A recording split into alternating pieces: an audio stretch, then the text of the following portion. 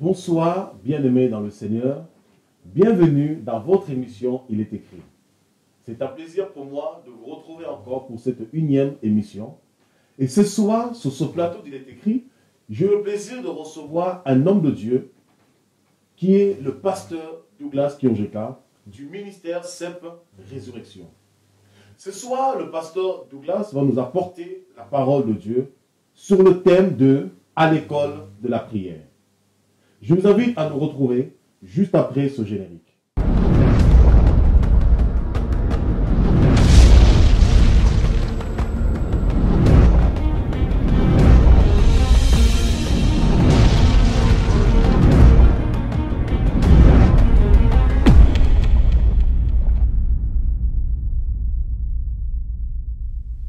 Bonsoir, pasteur Douglas.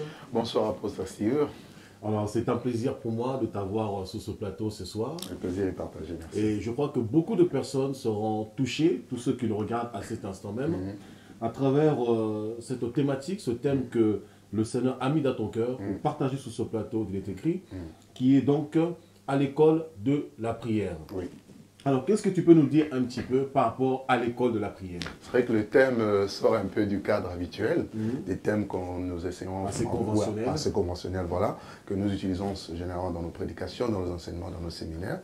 En fait, c'est un thème qui m'a été comme imposé dans mon cœur pour motiver l'Église, les chrétiens, les serviteurs de Dieu, les ministères à prier. Amen. Parce qu'aujourd'hui, nous parlons beaucoup, nous faisons beaucoup d'activités, mais nous ne sommes pas dans la même longueur d'onde que le Seigneur. Et voilà pourquoi des fois nous n'avons pas aussi l'impact comme le Seigneur l'a eu dans son ministère. Voilà le même résultat. Tout simplement parce qu'il y a un point important que j'ai pu découvrir par la grâce de Dieu, dans la parole de Dieu, qui était, je dirais, le leitmotiv du Seigneur, qui était la base, qui était ce qui a boosté le ministère du Seigneur. De son commencement jusqu'à la fin. Tout était trempé dans la prière. La prière était sa priorité. Il l'a lui-même appris en tant qu'homme et il l'a enseigné aussi à d'autres. Voilà pourquoi je donnais ce thème comme à l'école de la prière. À l'école de la prière. Ouais. Alors, est-ce que tous les chrétiens sont appelés à être à l'école de la prière? Bien sûr. Ou l'école de la prière, qu'est-ce que c'est? Est-ce que c'est un centre où les gens se retrouvent pour apprendre à prier comme Jésus a appris à ses disciples à prier? Ou c'est simplement le fait de s'éduquer soi-même, de se discipliner, à avoir une vie de prière, ou de s'habituer simplement à avoir une communion avec Dieu et prendre un temps particulier à part, en dehors de toutes les activités que nous pouvons avoir particulièrement, pour se consacrer à Dieu? Est-ce que tu peux nous en dire un peu plus? Un peu plus, d'accord. Justement, c'est la raison pour laquelle nous sommes là. J'aimerais d'abord dire une chose avant de commencer, c'est que la venue de Jésus a été même précipitée par la prière. C'est-à-dire, il y a eu une femme du nom de Anne, qui était prophétesse, femme, elle était de la tribu d'Azer. Elle était veuve, fille de Phanuel. Après le décès de son mari, elle est restée attachée dans le temple. Amen. Attachée au temple, et elle priait. Elle servait Dieu dans le jeûne et dans la prière. Et pour les Juifs, s'attacher au temple et prier, jeûner, c'était tout simplement pour précipiter l'accomplissement des prophéties. Or, la prophétie ou les prophéties que tous les Juifs attendent jusqu'aujourd'hui, malheureusement certains n'ont pas encore compris que le Messie était déjà venu, c'était ils attendaient le Messie, ils attendaient la délivrance du Messie. Et nous voyons que sa précipitation, sa venue a été précipitée par la prière d'une femme. Donc Dieu peut exaucer une seule personne si la personne s'attache, si la personne apprend auprès du Seigneur, dans le temple, dans la présence de Dieu, à prier. Car Dieu exauce toujours la prière qui est faite de bon cœur. Donc être à l'école de la prière, c'est d'abord être à l'école de Dieu, dépendre de Dieu, parce que la prière a pour but la communion avec le Seigneur. La prière, c'est un dialogue. C'est lorsque nous apprenons à parler à Dieu et aussi à rester silencieux pour écouter en retour Dieu nous parler. Et cette femme était restée longtemps, des années et des années, dans le temple, en train de prier jusqu'à ce que le Messie soit arrivé. Et quand le Messie est arrivé, l'Esprit l'a poussé dans le désert pour attester que Dieu avait exaucé sa prière. Et nous voyons que Christ est né dans ces conditions. Et là encore, j'aimerais dire une chose. Il y a beaucoup de choses dans nos vies qui peuvent prendre naissance Commençons par la prière. Donc la prière, ça engendre des choses. La prière, vous savez, il y a comme, on ressent comme les douleurs de l'enfantement.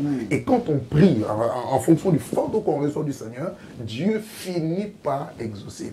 Et j'aimerais dire à toute personne qu'il n'y a aucune prière adressée à Dieu le Père par Jésus-Christ qui n'est restée sans exaucement. Si bien sûr, nous sommes dans la volonté de Dieu.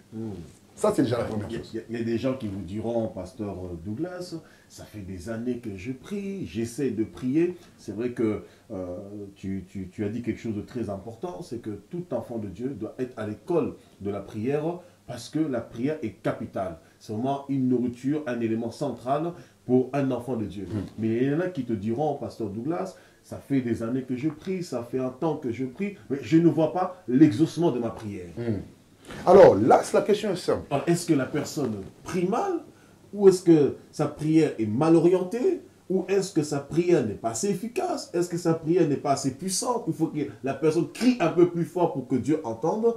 Qu'est-ce qui fait que la personne qui va prier, la chose ne se réalise pas, par exemple? Il y a plusieurs choses qui entrent en jeu. Premièrement, nous devons prier selon la volonté de Dieu. Amen. En nous appuyant sur la parole de Dieu. Sur la parole Et si nous sommes en dehors de la parole de Dieu, je suis désolé, notre prière n'aura pas d'effet. Cette femme a prié parce qu'il y avait des prophéties qui annonçaient l'avènement du Messie. Donc elle était dans la volonté de Dieu. Amen. Et deuxièmement, pour prier, il y a besoin de marcher dans la crainte de Dieu, dans la sanctification. Jésus a dit, Dieu n'exauce pas les pécheurs. Mais si quelqu'un l'honore et fait sa volonté, celui-là, Dieu l'exaucera. Donc il est aussi important d'être dans la sanctification. Et sans la sanctification, personne ne verra Dieu. Heureux ceux qui ont le cœur pur, car ils verront Dieu. Amen. Ils verront l'accomplissement, ou je dirais, l'exaucement à leur prière. D'autres personnes, en fait, elles prient et n'ont pas encore l'exaucement parce que ce n'est pas encore le temps. Il y a aussi le facteur temps qui est aussi important, d'où la persévérance. Donc je n'ai pas vu aujourd'hui, je dois persévérer jusqu'à ce que je puisse voir. La Bible dit, Élie était un homme de la même nature que nous. Il a prié avec instance. Donc il y a ce côté où nous devons être insistants, nous devons être combatifs, persévérants, conquérants, et nous finirons par voir l'exaucement de nos prières. Donc voilà un peu les choses qui peuvent, au fait, faire en sorte que la prière n'est pas son exaucement immédiat ou tard. Voilà. Alors, pasteur, j'ai une question quand même à vous poser avant que nous puissions parler des promesses rattachées à la prière, parce que je pense qu'on a bien compris qu'il y a beaucoup de points que vous avez soulevés, notamment que tu as soulevés. Alors, ce que j'aimerais d'abord savoir, avant de parler des promesses rattachées à la prière, est-ce qu'on peut d'abord savoir qu'est-ce qu'est la prière en elle-même? La définition même de la prière. Parce que souvent, nous parlons de la prière, comme tu as dit tout à l'heure. Nous avons beaucoup de thématiques. Nous parlons de Dieu, nous servons le Seigneur. On ne voit pas les choses s'accomplir. Mais est-ce qu'on peut définir ce qu'est la prière? Pour que les personnes qui nous suivent à cet instant sachent concrètement ce que la prière. Ok, la prière n'est rien d'autre qu'un dialogue. Un dialogue avec le Père, avec le Seigneur. Nous avons été créés pour être en communion. Nous ne pouvons pas Adam prier avant sa chute, tout simplement parce qu'il était constamment dans un état de prière. Comme la parole de Dieu nous dit, prier sans cesse. Il est impossible, là nous sommes en train de parler de prier sans cesse. Par contre, nous prions parce que notre esprit est permanemment en communion avec le Père. Ça, c'est la prière. Donc la prière a pour but la communion avec le Seigneur. La prière, c'est le fait d'invoquer Dieu, d'appeler Dieu, de vivre dans la présence de Dieu. Et prier, c'est être dans la présence de manière permanente. Vous voyez? Et maintenant, nous pouvons distinguer plusieurs sortes de prières. On peut parler de l'adoration, de la louange, on peut parler de l'intercession, on peut parler des actions de grâce, de la requête. Toutes ces choses constituent aussi, en fait, quelque sorte des prières. Donc, mais la prière en elle-même, c'est comme la respiration. Autant un homme normal ne peut vivre sans respirer, autant sur le plan spirituel, nous ne pouvons pas non plus avoir la vie de Dieu sans avoir une vie constante de manière permanente où nous prions. Donc la prière doit être partie intégrante de notre vie. Et j'insiste, la prière n'est pas une option, mais c'est indispensable. La prière est la respiration de notre esprit. Dieu est esprit. Il faut que ceux qui le prient ou ceux qui l'adorent le fassent en esprit et en vérité. Donc nous pouvons définir la prière comme étant une relation ou une communion sans cesse, perpétuelle avec Dieu. Donc la prière n'est pas juste des mots qu'on peut proclamer, des paroles qu'on peut dire, c'est simplement le fait d'être en communion avec Dieu. Parce que beaucoup de personnes parlent, mais est-ce qu'elles écoutent Dieu? Parce qu'il y a pas, ça devient un monologue. Je fait. parle. Mais est-ce que j'ai le temps d'être silencieux pour aussi écouter Dieu, Pour recevoir de Dieu? les directives. Donc les dans la orientations. prière, il y a aussi le côté, l'aspect où nous devons être capables d'entendre Dieu. Non, c'est une relation C'est bilatérale. bilatérale. C'est d'un côté envers Dieu, et d'un côté Dieu envers nous. Exact. Donc il y a un échange bilatéral entre l'homme et Dieu. Entre l'humain et le divin. Entre l'humain et le divin. C'est très bien dit, c'est tellement bien dit. Donc la prière, vous qui nous suivez à cet instant, selon la définition du pasteur Douglas, qui est aussi bien sûr biblique, la prière n'est rien d'autre la communion entre l'humain et le divin. Lorsque l'humain se connecte au divin, alors la prière prend son essence, la prière accomplit son effet, parce que lorsque nous sommes en communion avec Dieu, nous sommes automatiquement sensibles à la pensée et à la volonté de Dieu. Alors tout à l'heure tu as dit que tu as parlé de Anne, par rapport à Luc chapitre 2, qu'elle a persévéré dans le temple, donc on voit que sa prière était ciblée. Sa prière était orientée. Alors Jacques nous dit souvent, lorsque nous demandons, nous ne recevons pas, c'est parce que nous prions mal. Est-ce que nous prions mal parce que la prière n'est pas ciblée, ou nous parlons simplement en l'air, ce sont des paroles que nous annonçons, ou c'est parce que nous ne sommes pas clairement dans la volonté de Dieu? Oui, il y a bien que tu as touché ce point-là un petit peu. Toutes ces choses sont importantes, ce que tu viens de citer, mais il y a aussi un fait qui est quand même, je dirais, important, très crucial, c'est le fait de cibler, c'est le fait d'être précis. Vous voyez? Dieu n'est pas dans la généralité. Dieu est un Dieu de précision. Vous n'avez qu'à observer la nature, comment est-ce que Dieu a façonné harmoniser la nature. A harmonisé toutes choses. Chaque chose est précise. Chaque chose est faite et conçue avec les détails de manière précise. Tu regardes même les insectes, ils sont différents. Donc Dieu est vraiment un ingénieur, un architecte, un constructeur tellement ingénieux qu'il fait tout à merveille. Et nous devons nous aussi, parce que nous avons une partie de Dieu en nous, nous avons une partie de la divinité. Je m'explique. Pas dans un sens extrême. Nous avons été créés à l'image de Dieu. Donc Dieu nous a créés de manière à ce que nous puissions le comprendre et que lui nous comprenne aussi. Donc nous devons être précis dans notre manière de prier. Alors beaucoup de personnes reçoivent mal, comme Jacques l'a dit, parce que nous prions mal. Nous ne recevons pas parce que nous prions mal. Nous ne sommes pas précis. Et il est précise. C'est souvent suite à la convoitise.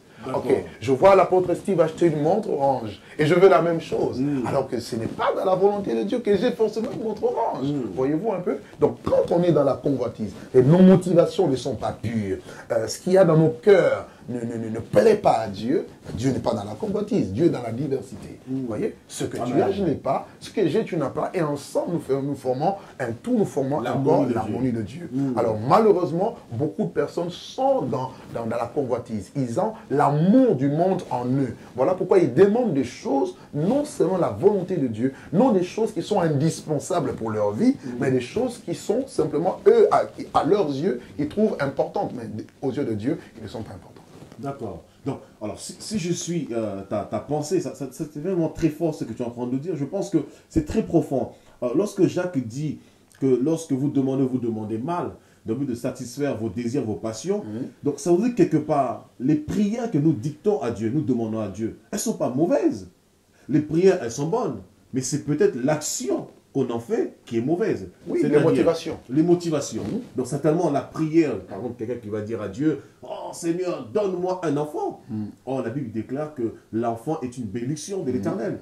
Mais une personne qui n'est pas mariée, qui demande un enfant, ce n'est pas en adéquation avec la parole de Dieu. Mais bien sûr. Ce n'est pas dans la volonté de Dieu. Bien sûr. Mais le fait de vouloir un enfant, Dieu, c'est un plaisir pour lui de nous donner un enfant. D'autant plus qu'il dira, multipliez-vous et remplissez la terre. Bien sûr. J'ai reçu une jeune sœur il y a quelques années qui est venue me dire, pasteur, je veux que Dieu me donne un enfant. J'ai dit, tu aurais d'abord mieux commencé par demander le mariage. Vous voyez, donc il y a quand même un ordre de priorité à respecter. Nous devons prier selon la volonté de Dieu. Et Jésus l'a dit, il dit, je ne fais rien de moi-même. Je ne fais que ce que je vois faire au Père. Et quand il dit, il nous donne l'instruction par rapport à la prière, il dit, voici comment vous devez prier. Notre Père qui est aux cieux, que ton nom soit sanctifié, que ton règne vienne. Donc tout ça c'est le schéma, c'est l'école de la prière que Jésus enseigne à ses disciples. Et enfin il dit que ta volonté soit faite sur la terre comme au ciel. Donc nous devons tout faire pour être dans la volonté de Dieu. Est-ce que ce que je suis en train de faire est la volonté de Dieu ou ma volonté pour prouver à quelqu'un? Tout à fait. Or, Des motivations. beaucoup de choses nous voulons, nous demandons, tout simplement parce que nous voulons prouver aux autres. Nous voulons avoir un grand ministère pour prouver aux autres. Je veux avoir beaucoup d'argent pour prouver aux autres. Mais non, ça doit être dans la volonté de Dieu. Amen. Et pour accomplir les plans ou les desseins de Dieu. Amen. Et comme nous sommes dans cette dynamique, nous sommes dans cette vision des choses, Dieu ne peut pas tarder à nous bénir. Amen. Parce qu'il sait que nos motivations ne sont pas mauvaises. Amen, amen. Oh, c'est vraiment très fort. Bien-aimé, lorsque vous priez, priez dans la volonté de Dieu. Très important. Voilà. Dieu est prêt à agir. Dieu a un sac de cadeaux rempli de bénédictions, rempli de faveurs et de grâces, mais il veut que nos prières soient dans sa volonté afin de trouver pleinement l'exaucement. Alors, pasteur Douglas, voilà, en ce moment, en parlant toujours de la prière, nous avons des gens qui nous disent qu'il faut prier avec précision. Tu viens de nous dire à l'instant même, il faut prier avec précision parce que Dieu est harmonieux. Hein, Dieu fait toutes choses belles, tout est parfait, tout est harmonieux, tout est bien calé. Alors, tu as des personnes aujourd'hui qui disent par exemple, lorsqu'on prie, il faut visualiser. Il faut rentrer dans la 6e dimension. Il faut visualiser la chose en esprit. Et quand on a visualisé, maintenant, on possède la chose. Alors, qu'est-ce que tu penses de ce genre de prière? Je dis que ce n'est pas biblique, tout simplement. Parce que là, ce n'est plus la volonté de Dieu qui prime, c'est maintenant notre volonté. Voyez-vous un peu. Déjà, le 6e sens, il faudrait me le définir. D'accord? Je ne sais pas à quoi ça correspond. Ou la 4e dimension. Bibliquement parlant. Donc, je ne sais pas comment me projeter par rapport à ça. Okay. Je sais que nous prions par la foi. Vous voyez? Et la foi, c'est une ferme assurance des choses qu'on espère. Amen. Et une démonstration des choses qu'on ne voit pas. Donc, il n'est pas question ici d'une 4e dimension. Il n'est pas question ici d'un 6e sens. Donc, ça, c'est des termes que moi, je n'ai pas trouvé dans la parole de Dieu. Peut-être qu'on peut m'en parler ou m'en expliquer plus. Vous voyez? Donc, la prière doit être faite par la foi. Et vous verrez que la foi s'appuie toujours sur la parole de Dieu. Donc Dieu nous a mis un cadre. Donc rien ne peut sortir du cadre de Dieu. Cependant, je suis convaincu que certaines choses que nous pouvons demander à Dieu, c'est des désirs que Dieu dépose dans nos cœurs. Parce qu'il est celui qui produit en nous le vouloir et le faire. Donc il peut déposer dans le cœur d'une personne un désir ardent, un appel, quelque chose qui brûle dans son cœur. Ça, c'est Dieu. Et dans ce sens-là, oui, on peut prier par rapport au fardeau que nous recevons, mais pas par rapport à un 6e sens. D'accord.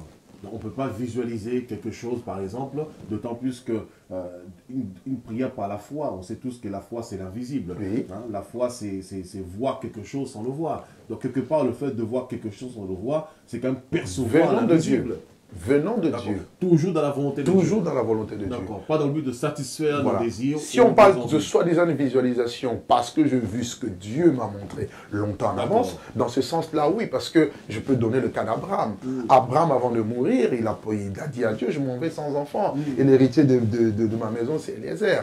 Et le Seigneur lui dit, non, sors de ta maison. Donc il est sorti de son cadre, de son 4 murs, et lorsqu'il est sorti, Dieu lui demande de regarder au ciel et il voit des étoiles. Dieu lui dit, essaie de compter, telle sera ta postérité. Si on peut parler de la visualisation de ce sens, oui. Voilà. Donc, il a vu des étoiles, ça ne s'est pas accompli tout de suite, mais aujourd'hui, nous voyons l'accomplissement de ce que Dieu avait promis à Abraham à l'époque. Dans ce sens-là, oui, Dieu me montre des choses. Il me projette dans le futur. Il me montre ce qu'il veut faire demain. Comme de manière prophétique, vous voyez, je vois mon avenir en Dieu et je commence maintenant à prier dans le but de les posséder. Amen. Je ne crée pas des choses, des sensations ou des choses charnelles pour pouvoir maintenant visualiser et demander. La raison pour laquelle, c'est pourquoi d'ailleurs beaucoup de gens sont déçus après. Ils sont déçus après ces genres de pratiques, ces genres d'enseignement, en disant non, Dieu est un menteur ou bien vous nous avez menti. Je pense que nous devons toujours rester dans le cadre biblique pour ne pas aller à l'extrême. Alors, vous pouvez visualiser en esprit, éventuellement, si ce n'est pas dans la volonté de Dieu, ça reste simplement vos désirs, vos passions charnelles qui, malheureusement, vous décevront parce que vous ne trouverez pas résultat à vos désirs. Alors, je pense qu'il faut vraiment être dans la volonté de Dieu. Je crois qu'il y a un verset dans 1 Jean 5, 14 qui nous dit que si nous demandons quelque chose selon sa volonté, nous savons qu'il nous écoute. Alors, c'est ça qui est fort. Souvent, nous avons beaucoup de chrétiens, beaucoup d'enfants de Dieu, beaucoup de ceux qui nous suivent.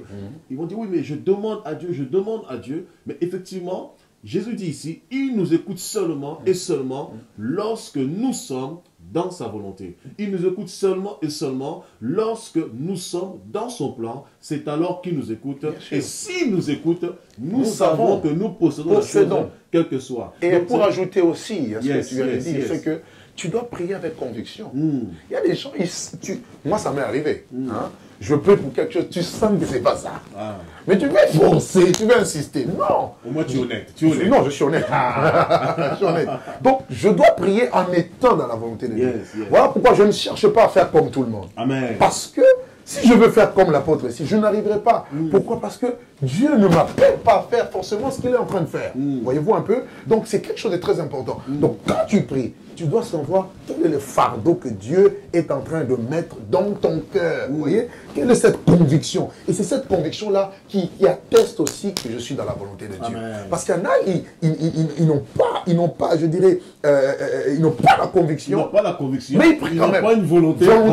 Mais ils veulent faire comme... Et la preuve aussi, quand on n'a pas cette conviction, on se lasse vite. Parce qu'on se décourage vite. Mais quand je sais que non, Dieu m'a promis, il y a une ferme conviction, tu persévères. Parce que la prière est liée à la foi.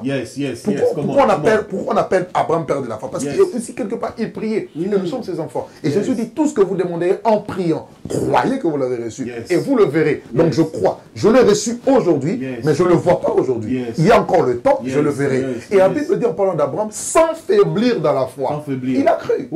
Espérant contre toute espérance.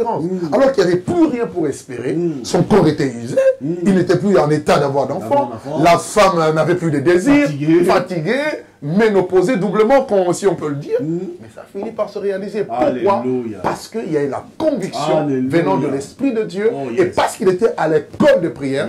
Voilà le Père Abraham, un homme de prière. Et tu ne peux pas te dire fils d'Abraham, mais si tu ne pries pas. Et je ne comprends pas pourquoi l'Église aujourd'hui, les chrétiens ne veulent plus de la prière. Quand on dit agape, nous sommes nombreux, mais quand on dit prière, on est moins nombreux. Il y a un problème quelque part. Qu'est-ce qui fait cela? Tu nous parles d'Abraham qui est le modèle, le père. Tout. Nous prêchons la parole de Dieu, que nous héritions les promesses que Dieu a faites à Abraham. Mais Abraham, pour hériter ses promesses, il n'a pas faibli dans la foi. Il n'a pas faibli. Il n'a pas faibli dans la prière. Non. Il était espérant contre toute espérance. Le problème, c'est quoi? C'est que nous avons des promesses, nous les attendons de manière passive. Dieu va faire. Il a promis, il va faire. Non. Quand Dieu te parle, quand Dieu te donne une promesse, sache que c'est la chose que Dieu a prévue pour toi. Comme il le dit lui-même, je connais les projets que j'ai formés sur vous, projets de paix et non de malheur, pour vous donner un avenir et de l'espérance. Maintenant, ça c'est la part de Dieu. Il va le faire parce qu'il est fidèle. Maintenant, toi aussi tu as une part. Ta part en tant qu'homme, c'est que tu dois maintenant t'engager dans la prière jusqu'à ce que tu touches la promesse. Donc, tant que je n'ai pas touché, je ne dois pas faiblir.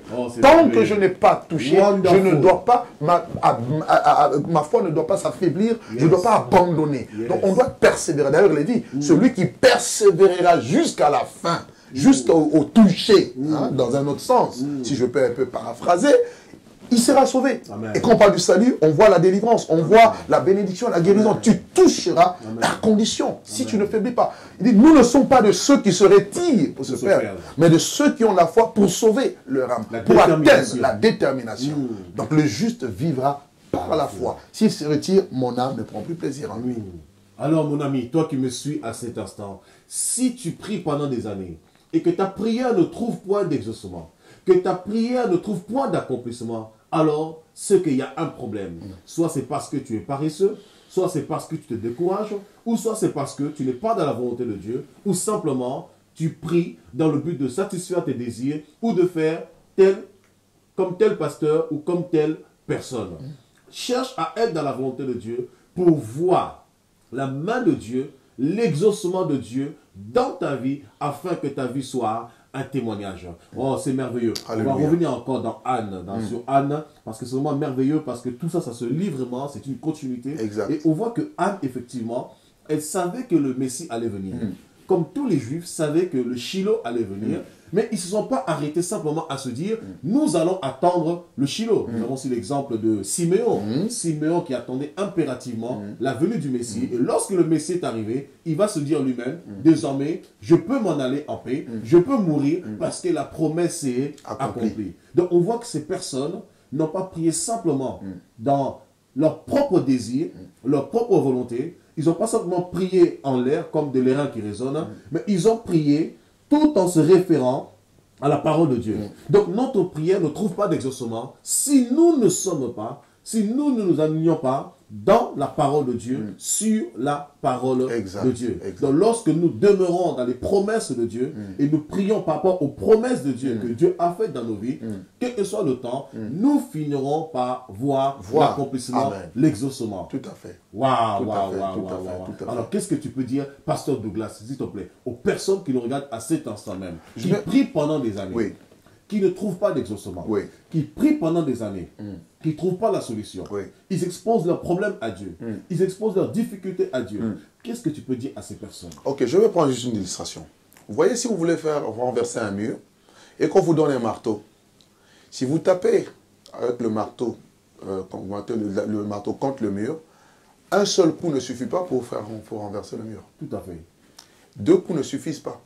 3 coups ne suffisent pas. Encore un peu de persévérance, le mur finira par tomber. Tout à fait.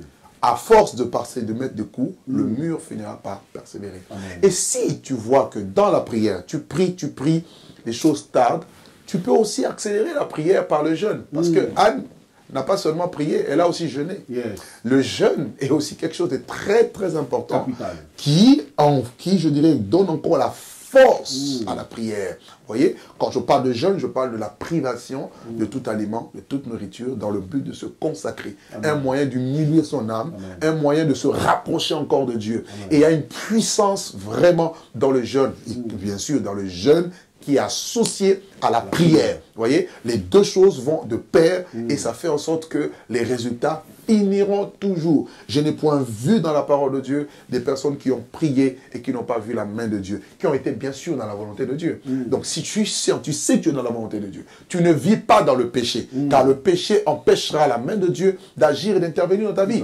Ésaïe chapitre 59, verset 1 à 2 nous dit quoi? Non, la main de l'Éternel n'est pas trop courte pour sauver, Tout à fait. ni son oreille trop dure pour entendre. Mais ce sont vos péchés qui vous cachent sa face. Ce sont vos crimes qui l'empêchent de vous écouter. Il y a des personnes qui disent ça, oh oui, moi ça tarde, mais quand vous vérifiez bien dans leur vie, ils vivent dans un péché, dans des péchés des fois flagrants et de manière permanente. Donc il y a besoin quand même de la repentance et d'une vie de sanctification. Et en vivant dans la sanctification, c'est sûr et certain que vous finirez par toucher ce que Dieu vous a promis. Amen. Et si vous ne baissez pas les bras. Amen. Que le Seigneur soit grandement béni à Alléluia. travers cet enseignement. Amen. C'est très profond. Amen. Et bien sûr, le jeûne toujours selon Dieu. Parce qu'on peut faire un jeûne selon le pharisaïsme, Ouais. c'est-à-dire simplement qui consiste à prouver, démontrer, je peux Ouais. jeûner 10 jours, Ouais. 15 jours, 30 jours, 20 jours, 40 jours. Voilà, en tout cas, que le Seigneur vous bénisse abondamment. Amen. Que le Seigneur vous fortifie, vous encourage. Vous qui êtes dans l'attente d'une bénédiction quelconque, vous qui attendez, qui espérez quelque chose de la part du Seigneur, Dieu a déjà fait sa part. Le Seigneur a dit dans Jérémie 29, 11, « Je connais les projets que j'ai formés sur toi. Projets de paix et de bonheur et non de malheur. Le malheur n'est jamais pour toi. Dieu peut permettre la circonstance, mais dans le plan de Dieu, tu n'es pas destiné au malheur. Dans le plan de Dieu, vous êtes destiné au bonheur. Et il y a des bons projets, des grands projets que Dieu a formés pour chacun d'entre vous qui nous suivez à cet instant. Mais il ne suffit pas simplement de s'arrêter au fait que Dieu a formé des projets sur vos vies, dans ma vie. Mais il faut aussi activer ou accélérer le processus pour rentrer dans ces projets. Et on nous montre que la foi, elle n'est pas passive, mais la foi, elle est active. Parce que Jésus dira, demandez, vous recevrez, cherchez, vous trouverez, frappez, on vous ouvrira. Donc la foi nous demande à poser un acte, à poser une action, à se mettre en route, comme Abraham lorsqu'il reçut la parole de Dieu, il s'est mis en route pour une terre inconnue totalement. Mais parce qu'il a persévéré dans la prière et il a eu l'exaucement de l'accomplissement de la promesse de Dieu concernant la terre de Canaan. Donc Abraham est un homme de la même nature que nous, comme le pasteur Douglas, comme moi-même qui vous parle à cet instant même. Donc ce que Dieu a fait avec Abraham, il peut le faire aussi avec vous. Mais pour cela, ça vous demande de la détermination. Ça vous demande de la persévérance. Ça vous demande de prier non pour satisfaire vos propres désirs, mais ça vous demande de prier selon la volonté de Dieu. Alors vous me direz peut-être, mais qu'est-ce qu'est la volonté de Dieu? Eh bien la volonté de Dieu n'est rien d'autre, nulle part ailleurs que dans sa parole. Alors si même Dieu ne vous parle pas directement, si Dieu ne se révèle pas à vous de façon miraculeuse, surnaturelle, de façon visible, palpable, tangible, vous avez la promesse de Dieu, la parole de Dieu. La Bible nous dit que sans la révélation, le peuple est sans frein, mais heureux s'il observe la loi. La loi n'est rien d'autre que la parole de Dieu. Donc même si Dieu ne se manifeste pas comme ça de façon surnaturelle, vous avez la parole de Dieu. Et la parole de Dieu renferme toutes les promesses de Dieu. Et dans 1 Corinthiens chapitre 1, dans 2 Corinthiens chapitre 1 au verset 20, il est dit que toutes les promesses de Dieu, on n'a pas dit certaines promesses ou quelques promesses, mais toutes les promesses de Dieu sont le oui et le amen. Donc les promesses de Dieu, dans la vie de tout enfant de Dieu, sont le oui et le amen. Ça veut dire quoi? Ça veut dire Dieu est d'accord et amen veut dire qu'il en soit ainsi, que cela s'accomplira et ça s'accomplira certainement si nous demeurons dans la persévérance jusqu'à obtenir ce que Dieu nous a promis. Alors, pasteur Douglas, est-ce que tu peux faire une prière pour les personnes qui regardent à cet instant, pour fortifier leur foi, pour les encourager dans leur foi, pour les encourager dans leur attente, dans leur demande, pour que le Seigneur puisse les fortifier? Est-ce que tu peux adresser une prière? Bien sûr. Alors là où vous êtes, je vous prie de fermer vos yeux et disposer vos cœurs. J'aimerais prier avec vous. Seigneur, c'est dans le nom de Jésus que je viens prier pour toutes les personnes qui nous suivent à cet instant précis, où qu'ils soient sur toute la surface de la terre. Tu connais le besoin de tout un chacun. Tu connais, Seigneur, les défis, les challenges de tout un chacun. Tu connais les attentes de tes enfants, Seigneur, sur le domaine spirituel, sur le domaine affectif, sur le domaine familial, sur le domaine, Seigneur, alléluia, financier, sur le domaine, Seigneur, alléluia, professionnel. Dans tous les domaines, je prie que tu interviennes. Je prie, Seigneur, que tu amènes le cœur à toi. Je prie, Seigneur, que tu puisses te révéler aux hommes et aux femmes. Alléluia. Je prie, Seigneur, que tu puisses guérir, restaurer la santé d'une personne, restaurer, Seigneur, le cœur d'un homme et d'une femme. Seigneur, apporte la guérison, la délivrance, la restauration, apporter, Seigneur, la vie, et la vie en abondance, que ceux qui se sont rejetés, qu'ils retrouvent auprès de toi l'amour, la sécurité, ceux qui sentaient en eux un vide, qu'ils soient remplis de ton amour, de ton esprit, de ta puissance et de ta présence. Seigneur, là où il y avait des oppressions sataniques, démoniaques, là où il y avait la possession démoniaque, l'oppression, la dépression, la compression, je prie, Seigneur, que ta main et ta puissance agissent avec efficacité pour les libérer, les délivrer, et que le chaîne tombe, et que les liens de l'enfer soient brisés, anéantis, renversés dans le nom puissant et glorieux de Jésus. Seigneur, merci d'apporter la réponse favorable. Ceux qui attendent de toi une faveur, apporte, Seigneur, ouvre le ciel. La Bible nous dit que quand Jésus priait, en sortant de l'eau du baptême, le ciel s'est ouvert. Je prie que le ciel de quelqu'un s'ouvre, et je prie que le Saint-Esprit descende. Alléluia. Que le Saint-Esprit descende dans nos vies, dans nos ministères, dans nos familles, dans nos foyers, Alléluia. Dans tout ce que nous faisons. Et que la grâce de Dieu, la faveur de Dieu Alléluia. Soit notre partage. Alléluia. Et ce, dans le nom de Jésus. J'ai ainsi prié. Amen. Amen. Alléluia. Que le Seigneur vous bénisse abondamment. Amen. Merci, pasteur Douglas. Merci à toi, apôtre Steve. Un plaisir pour moi. Moi aussi. De t'avoir encore pour la 1e fois sur ce plateau. Merci beaucoup. Pour partager cet enseignement qui est profond. Amen. Qui nous enseigne à être à l'école de la prière. Amen. Et l'école avec le Seigneur, je comprends une chose à travers tout ce que tu as dit, puisque tu as parlé de la persévérance. L'école, en fait, c'est tout au long de notre parcours terrestre, jusqu'à ce que Jésus reviendra. Jusqu'à l'enlèvement de l'Église, notre mort, on doit persévérer dans la prière jusqu'à ce que le Seigneur se révélera, ou du moins jusqu'à ce que nous serons au ciel. Amen. Que Dieu te bénisse abondamment. Merci, sois béni. Que le Seigneur te fortifie. Amen, toi également. Et qu'il bénisse OETV. Amen. Bénisse que le Seigneur soit béni. Merci beaucoup. Quant à moi, retrouvez-moi pour la prochaine émission. Il est écrit que le Seigneur vous bénisse abondamment.